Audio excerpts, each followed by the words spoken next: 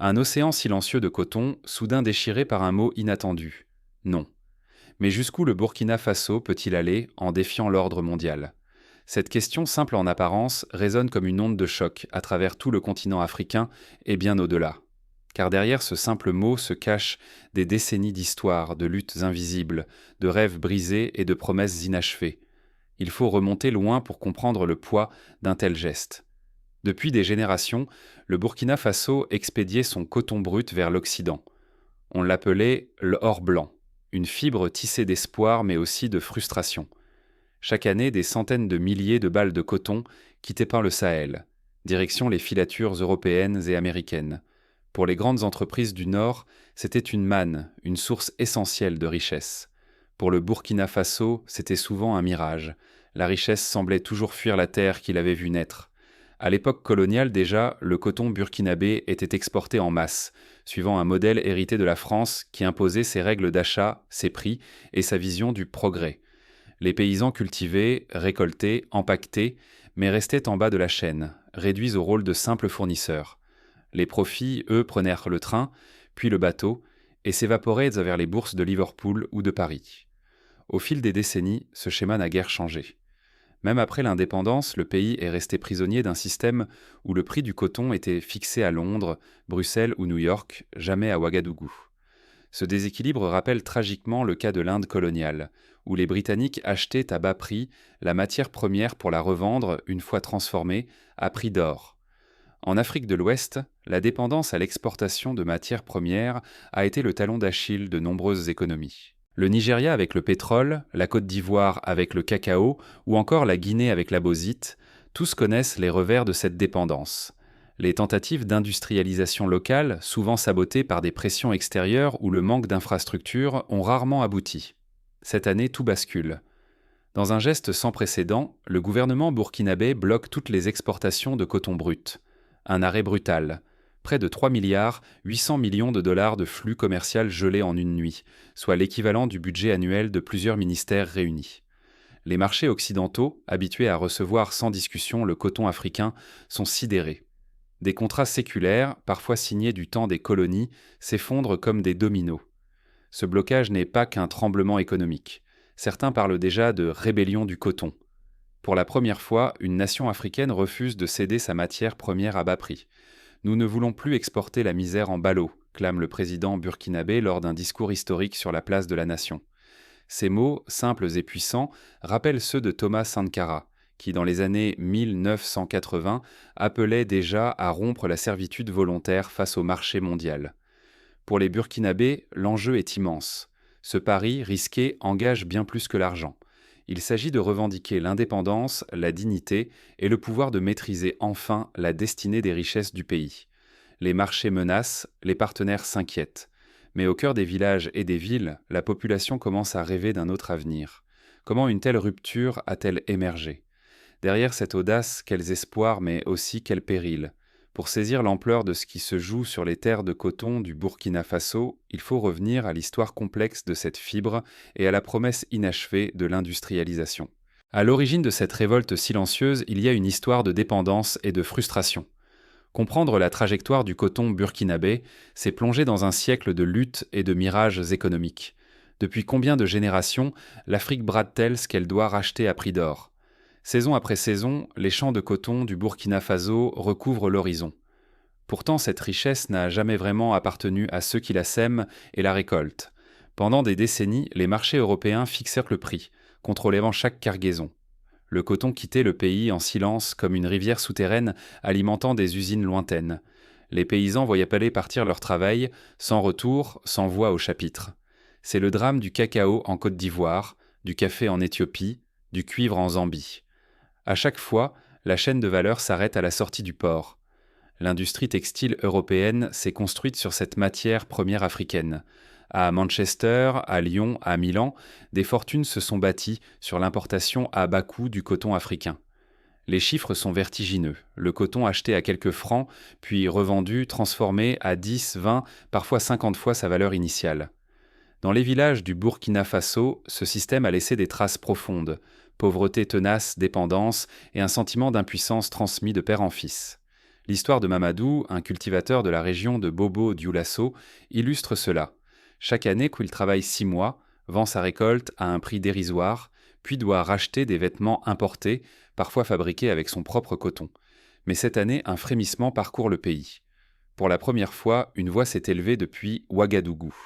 Le capitaine Traoré a lancé un avertissement. Nous n'exporterons plus la pauvreté en ballots. Soudain, les mots dignité et souveraineté industrielle prennent place dans les discours officiels liés à la terre et à l'agriculture. Cette déclaration n'est pas un simple revirement politique, c'est un acte de résistance contre l'ancien ordre. Le Burkina Faso refuse désormais d'être le fournisseur muet du Nord. Il veut garder la valeur, transformer le coton sur place, créer ses emplois, bâtir sa propre industrie. Les enjeux sont énormes. Sans rupture, le pays resterait coincé dans un cycle de dépendance et de misère, condamné à vendre sa sueur pour une poignée de pièces. L'histoire du Ghana, qui a tenté de transformer son cacao localement et a subi des pressions internationales, est un exemple frappant. Mais parfois, il faut briser les chaînes, au risque de tout perdre. Pourtant, sortir de ce piège ne sera pas facile. L'histoire montre que chaque tentative d'émancipation économique se heurte à des résistances féroces, venues de l'intérieur comme de l'extérieur. Les marchés mondiaux ne desserrent pas leur emprise sans combat. Les intérêts sont immenses et chaque pas vers l'autonomie expose le pays à de nouveaux dangers. Le cas du Chili, qui a nationalisé son cuivre dans les années 1970, montre que les puissances étrangères n'hésitent pas à user de sanctions, de pression ou d'ingérence.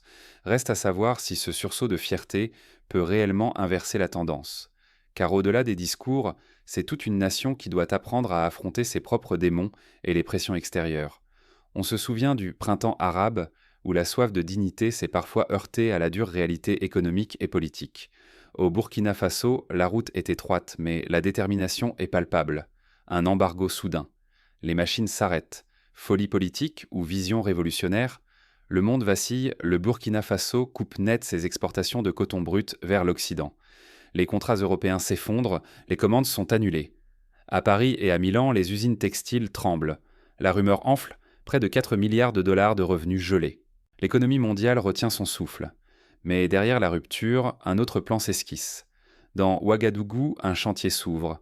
La construction de 4 raffineries textiles, capables de filer, teindre et tisser le coton sur place sous contrôle local. L'objectif est audacieux. Créer 200 000 emplois en 5 ans, stopper l'exode rural et rebâtir toute la chaîne de valeur nationale.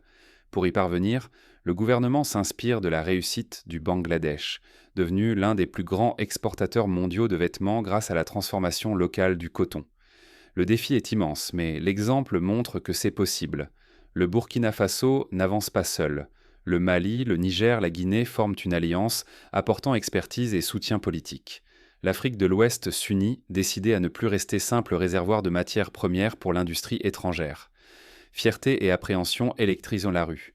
On se souvient de la conférence de Bandung en 1955 où les pays du Sud affirmaient leur droit à la souveraineté économique. Aujourd'hui, cette aspiration trouve un nouvel écho. La riposte ne tarde pas.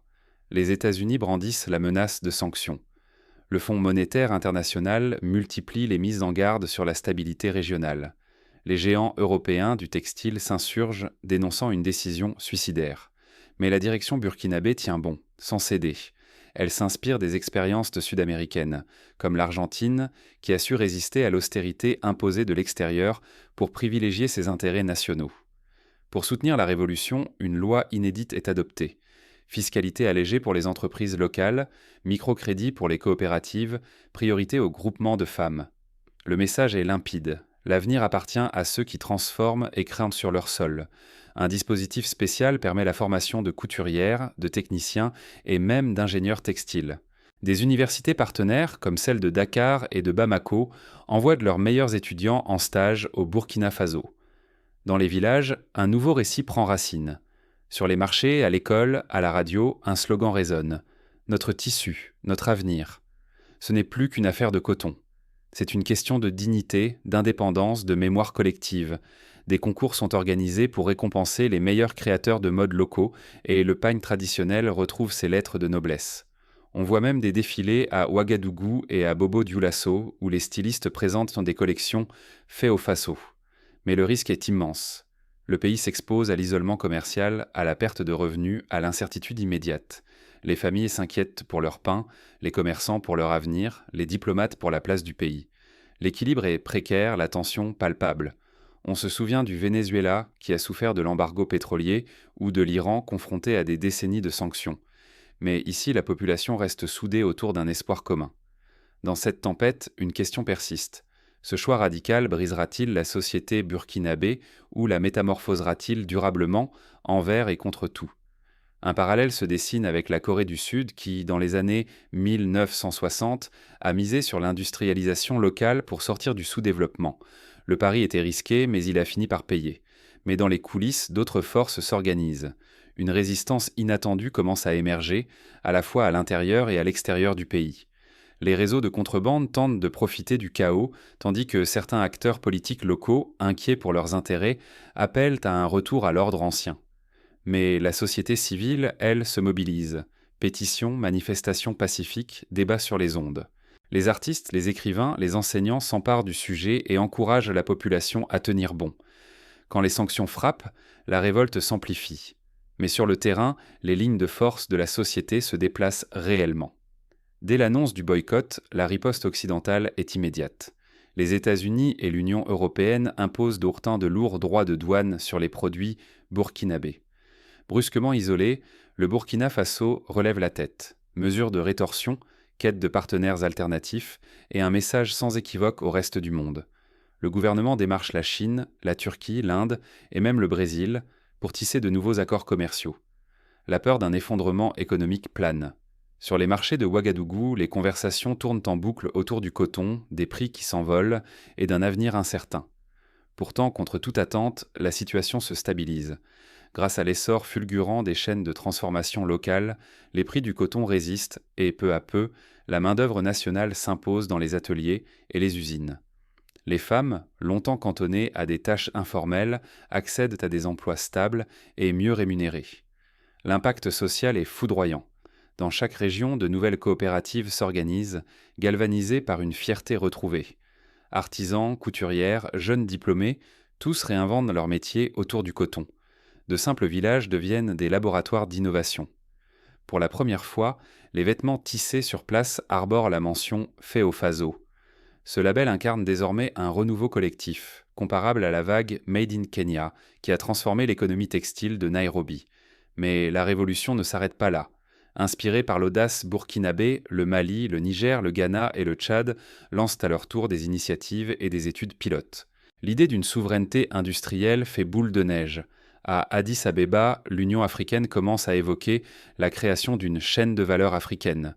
Des réunions de haut niveau sont organisées pour mutualiser les infrastructures, partager les meilleures pratiques et harmoniser les normes de qualité. À Genève, les négociations à l'Organisation mondiale du commerce deviennent explosives. Les délégués burkinabés tiennent tête aux puissances agacées, tandis que la Chine, la Turquie et les Émirats arabes unis flairent l'opportunité de nouveaux accords.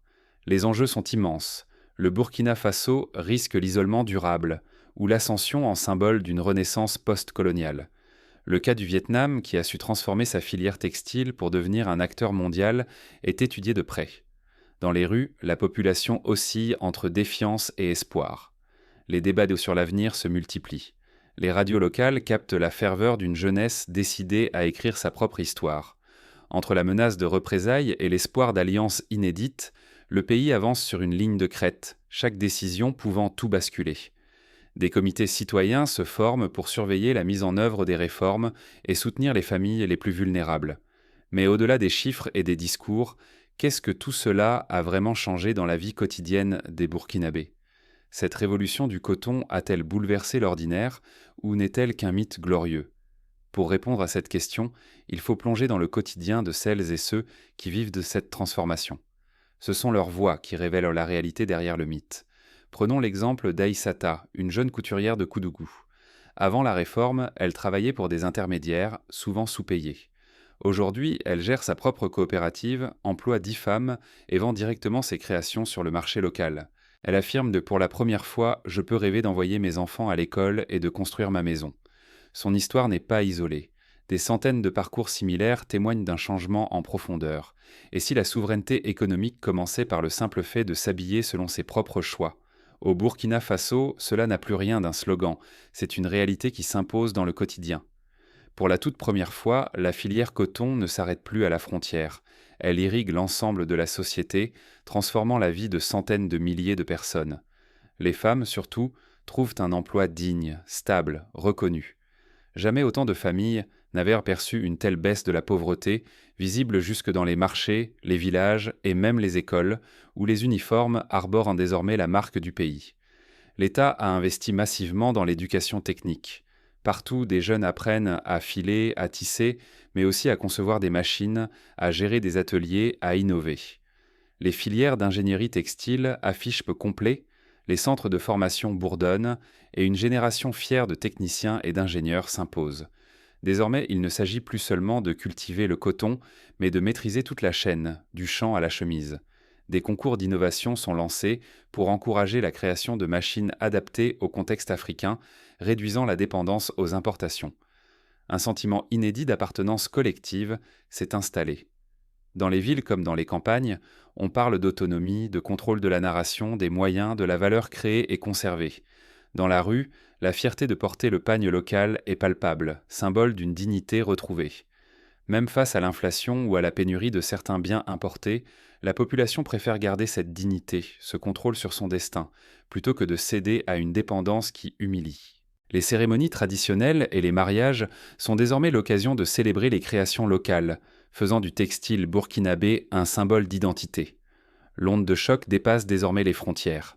Pour la première fois, les chefs d'État de la région envisagent une chaîne de valeur textile ouest-africaine. Mali, Niger, Guinée dialoguent avec le Burkina Faso pour mutualiser infrastructures, savoir-faire et ambition. L'idée de bâtir une industrie régionale autonome n'est plus un rêve, mais une stratégie en marche. Des zones économiques spéciales sont créées, attirant des investisseurs africains et de la diaspora. Pourtant, tout reste fragile. Si ce projet échoue, la pauvreté et l'humiliation reviendront, plus cuisantes encore. Mais si cela réussit, un continent entier pourrait oser réécrire les règles, s'affranchir du regard des grandes puissances et affirmer sa place dans le commerce mondial. La réussite du Rwanda dans la transformation du café inspire confiance. Rien n'est impossible avec une volonté partagée et des politiques adaptées. La tension s'accroît. Le Burkina Faso et ses alliés iront-ils jusqu'au bout ? Et surtout, le monde est-il prêt à voir une Afrique qui ne se contente plus de servir, mais qui choisit enfin de se servir elle-même ? Des experts internationaux, comme l'économiste Dambisa Moyo, saluant ce mouvement d'émancipation, tandis que d'autres s'inquiètent des conséquences pour l'ordre économique mondial. Mais derrière chaque avancée, des obstacles se dressent encore. Qui osera tenir ce cap face aux pressions et aux menaces, venues de l'intérieur comme de l'extérieur ? Les grandes entreprises tentent de contourner les mesures, proposant des rachats ou des accords bilatéraux. La tentation de revenir à l'ancien système est forte, mais la société reste vigilante. La prochaine grande bataille mondiale ne sera-t-elle pas celle du contrôle du travail et de la valeur ? Ce qui se joue aujourd'hui au Burkina Faso dépasse largement le coton. C'est la souveraineté elle-même qui vacille, la capacité d'un peuple à choisir sa route, à façonner son histoire, à garder le fruit de ses efforts. En Afrique du Sud, la fin de l'apartheid avait ouvert la voie à des politiques de réappropriation économique, mais les défis restent immenses, même des années après. Des générations entières ont vu le coton burkinabé enrichir d'autres nations. Mais en suspendant l'exportation de sa matière première, le pays a brisé la chaîne de dépendance. Il a préféré plonger dans l'inconnu plutôt que de rester captif d'un système qui l'appauvrissait sans fin. C'est un choix courageux qui rappelle ceux des pionniers de l'indépendance. Le risque est immense.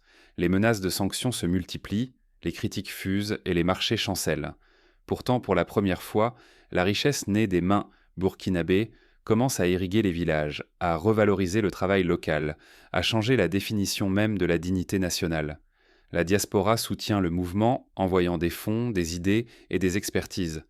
L'enjeu n'est plus seulement le coton, mais la possibilité, pour chaque peuple, de choisir sa voie, de transformer ses ressources, de rompre avec les logiques imposées. En osant dire non, le Burkina Faso a peut-être ouvert une ère nouvelle, où l'on cesse d'exporter la pauvreté pour importer la précarité. À titre d'exemple, des entreprises burkinabées exportent désormais du textile fini vers la sous-région, créant une dynamique inédite. Nous sommes tous concernés.